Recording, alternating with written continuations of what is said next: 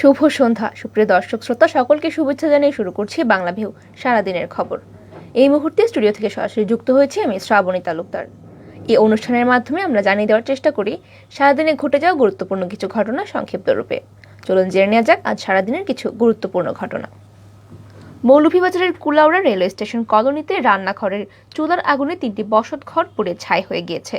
আজ সোমবার 28 মার্চ দুপুরে দক্ষিণ রেলওয়ে কলোনিতে এই ঘটনাটি ঘটেছে। খবর পেয়ে ফায়ার সার্ভিসের একটি দল দ্রুত ঘটনাস্থলে পৌঁছে আগুন নিয়ন্ত্রণে এনেছে। অগ্নিকাণ্ডে 3টি পরিবারের প্রায় 2 লক্ষ টাকার মালামাল পুড়ে ছাই হয়ে গেছে।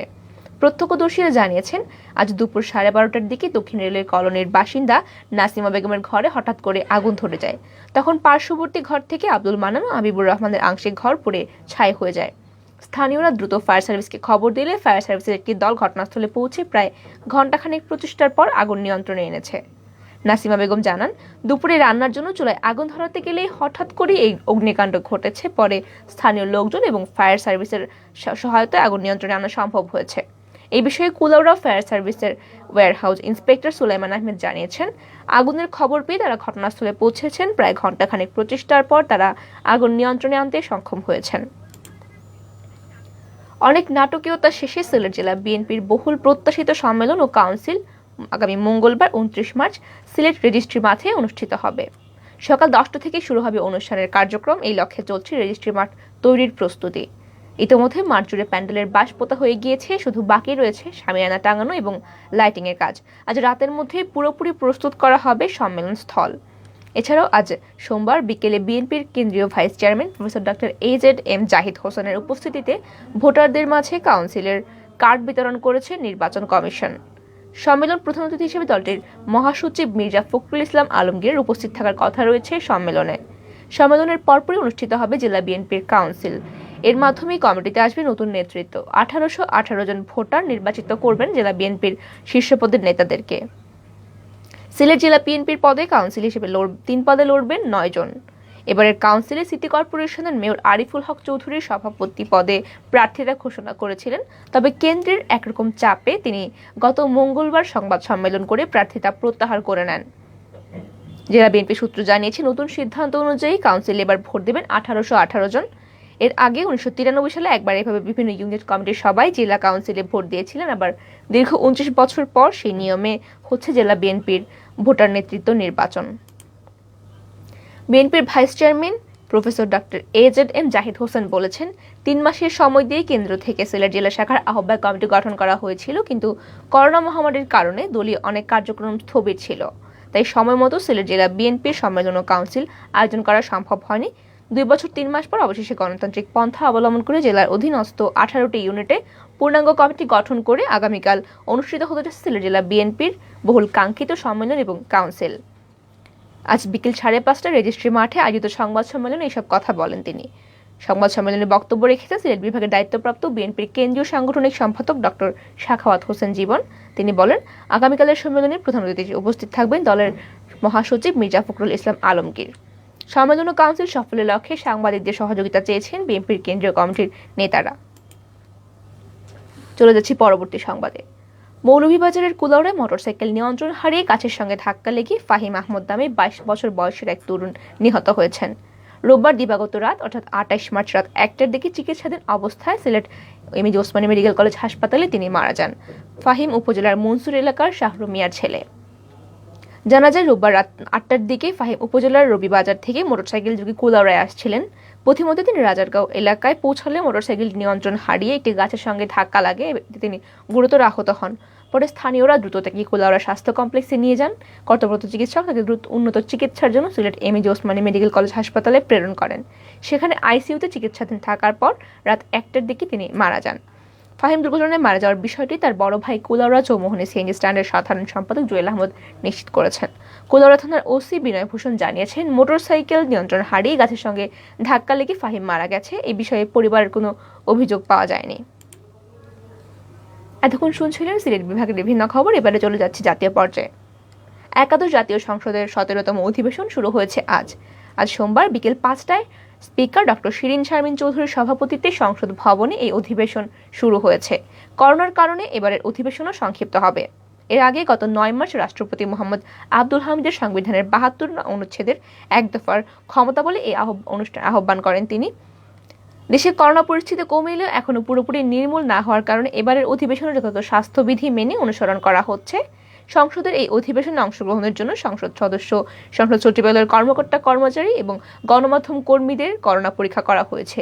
পরীক্ষায় যাদের কোভিড নেগেটিভ আসবে তাদেরকে কেবল সংসদে অংশগ্রহণ করার অনুমতি দেওয়া হবে এবং সংসদ ভবনে প্রবেশের অনুমতি দেওয়া হবে। পবিত্র রমজান মাসে আধা সরকারি স্বায়ত্তশাসিত এবং আধা স্বায়ত্তশাসিত প্রতিষ্ঠানের জন্য অফিসের সময়সূচি নির্ধারণ করে দেওয়া হয়েছে। আজ সোমবার 28 মার্চ মন্ত্রিপরিষদ সচিব এই তথ্যটি জানিয়েছেন। সিদ্ধান্ত অনুযায়ী অফিস কার্যক্রম চলবে সকাল 9টা থেকে বিকাল 3:30 পর্যন্ত।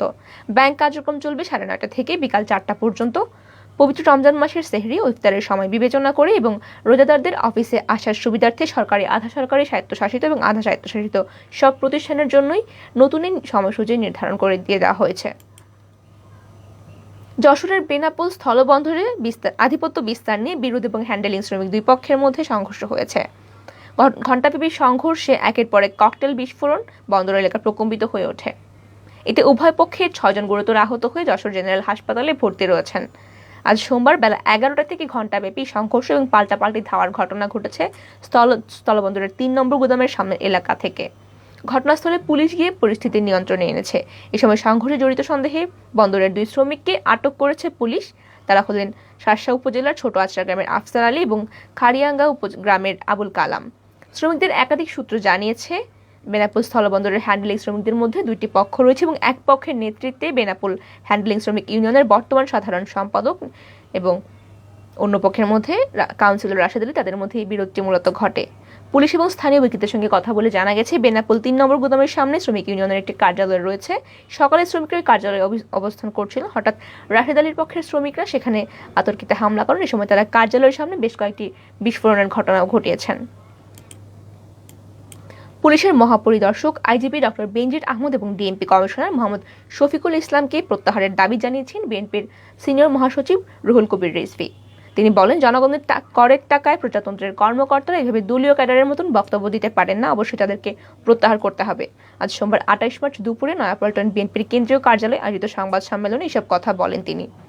উল্লেখ্য, গত 26 মার্চ রাজারবাগ পুলিশ লাইন্স অডিটোরিয়ামে পুলিশ সার্ভিস অ্যাসোসিয়েশন আয়োজিত অনুষ্ঠানে পুলিশ প্রধান বেনজির আহমদ এবং ঢাকা মহানগর পুলিশের প্রধান শফিকুল ইসলাম ভব্যতা সভ্যতার সব সীমা ছাড়িয়ে শিষ্টাচার বর্জিত আসালেন এবং রাজনৈতিক প্রতিহিংসামূলক বক্তব্য দিয়েছে বলে দাবি করেছেন রুহুল কবির রিজভী।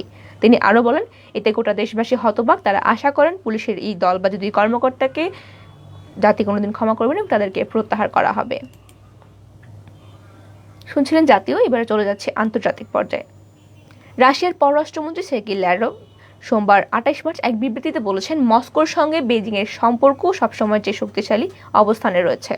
ইউক্রেন গত 24 ফেব্রুয়ারি হামলা চালায় রাশিয়া এখনো পর্যন্ত সংঘাত অব্যাহত রয়েছে। এদিকে ইউক্রেনে রাশিয়ার হামলার ঘটনাকে কেন্দ্র করে দেশটির উপর একের পর এক নিষেধাজ্ঞা এনেছে যুক্তরাষ্ট্র সহ পশ্চিমা বিভিন্ন দেশ। কিন্তু এমন পরিস্থিতিতে শুরু থেকেই রাশিয়াকে সমর্থন দিয়ে যাচ্ছে চীন। এমনকি রাশিয়ার উপর আরোপিত নিষেধাজ্ঞার বিরোধিতা করেও বারবার সোচ্চার হয়েছে বেজিং। তারা জোর দিয়ে বলছে যে রাশিয়ার উপর নিষেধাজ্ঞার পরেও তারা স্বাভাবিক অর্থনৈতিক বাণিজ্য বিনিময় বজায় রাখবে। প্রকাশ্যে মস্কোর নিন্দা করতেও অস্বীকৃতি জানিয়েছেন বেজিং। এদিকে ইউক্রেনের মারিউপোল কর্তৃপক্ষ বলছে 1,40,000-এর মতো বাসিন্দা অবরুদ্ধ শহরটি থেকে পালাতে সক্ষম হলেও আরও 1,70,000-এর মতন মানুষ সেখানে আটকে রয়েছেন। 3 সপ্তাহ ধরে ওই শহরে রাশিয়ার বোমা হামলা শহরটিকে ধ্বংসস্তূপে পরিণত করেছে এবং আতঙ্কগ্রস্ত অধিবাসীরা মাটির নিচে আশ্রয় নিয়েছেন। খাবার, পানি এবং ওষুধের সরবরাহ সংকটের মুখে পড়েছেন তারা। নাগরিকদের নিরাপদে সরিয়ে যাওয়ার জন্য মানবিক করিডোর চালু করতে ইউক্রেন এবং রাশিয়া সম্মত হয়েছে, তবে এই করিডোর ব্যবস্থা করে অল্প সংখ্যক মানুষই কেবল নিরাপদ অবস্থানে যেতে পেরেছেন। আজ সারা দুনিয়ার মানুষ 2 ভাগে বিভক্ত হয়ে গেছে, একদল উইল স্মিথের পক্ষে এবং আরেক দল বিপক্ষে। বলছিলাম আন্তর্জাতিক 94তম অস্কারের আসরের কথা। সঙ্গে থাকা স্ত্রী বা বান্ধবীকে অপমান করায় নায়কের হাত থেকে ভিলেনের বেধড়ক মার খাওয়া এতদিন সিনেমায় দেখা গেছে, তবে এবার দেখা গেল বাস্তবে। কোটি কোটি মানুষ ঘরে বসে সরাসরি এর সম্প্রচার দেখেছেন। 94তম অস্কারের ইতিহাসে স্থান করে নিল এই ঘটনার কারণেই। এর আগে অস্কার অনুষ্ঠানে নগ্ন হয়ে দৌড়াতে দেখা গিয়েছে, কিন্তু এক তারকার হাতে অন্য তারকার চড় খাওয়ার দৃশ্য বিরল এবং এই প্রথমবার। মঞ্চে তখন ছিলেন মার্কিন কমেডিয়ান ক্রিস রক। অনুষ্ঠানের এক পর্যায়ে তিনি মঞ্চে উঠেছিলেন পুরস্কার দিতে। মঞ্চে দাঁড়িয়ে উইল স্মিথের স্ত্রী জাডা পিঙ্কেট স্মিথকে নিয়ে ঠাট্টা করেছিলেন ক্রিস। সবাই কম বেশি হেসে দিলেও গম্ভীর হয়ে যান যারা।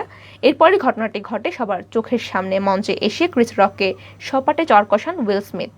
এরপরেই ঘটনাটি ঘটে সবার চোখের সামনে এবং পরে অবশ্য মঞ্চে উঠে ক্ষমা চেয়েছিলেন স্মিথ। যদিও সরাসরি তিনি ক্রিস রকের নাম উচ্চারণ করেননি, তবে ক্ষমা চাওয়ার কথা বলেছেন। সেই ক্ষমা চাওয়ার উপলক্ষটাও ছিল স্মিথের জন্য বড় ঘটনা। তিনি সেরা অভিনেতার অস্কার নিতে তখন আবারও মঞ্চে এসেছিলেন। কিং রিচার্ড ছবিতে উইলিয়াম চরিত্রে অভিনয়ের জন্য তিনি 94তম অস্কারে সেরা অভিনেতার পুরস্কার জিতেছেন। সুপ্রিয় দর্শক শ্রোতা, শুনছিলেন এতক্ষণ সারাদিনে ঘটে যাওয়া বিভিন্ন গুরুত্বপূর্ণ খবর। শেষ করার আগে জানিয়ে দেব সারা দেশের করোনা ভাইরাসের পরিস্থিতি। টানা 4 দিন মৃত্যুহীন থাকার পর আবার করোনায় একজনের মৃত্যু হলো সারা দেশে। পাশাপাশি পরীক্ষার বিপরীতে রোগী শনাক্তের সংখ্যা গত 24 ঘন্টায় সামান্য বেড়েছে। স্বাস্থ্য অধিদপ্তর তথ্য অনুযায়ী গতকাল রোববার সকাল 8টা থেকে আজ সোমবার সকাল 8টা পর্যন্ত 24 ঘন্টায় করোনায় একজনের মৃত্যু হয়েছে। এ সময় 9,397টি নমুনা পরীক্ষা করা হয়েছে। এর মধ্যে করোনা শনাক্ত হয়েছে 81 জনের। আগের দিনের সংখ্যা ছিল 43। স্বাস্থ্য অধিদপ্তরের তথ্য অনুযায়ী গত 24 ঘন্টায় পরীক্ষার বিপরীতে করোনা শনাক্তের হার 0.86। গত 24 ঘন্টায় এই হার ছিল 0.54। স্বাস্থ্য দপ্তরের হিসাব বলছে এখনো পর্যন্ত দেশে 19,51,363 জনের শরীরে করোনা ভাইরাসের সংক্রমণ রয়েছে। আক্রান্ত ব্যক্তিদের মধ্যে এই পর্যন্ত সুস্থ হয়েছেন 18,78,797 জন। প্রতি 100 জনের সুস্থতার হার 96.28।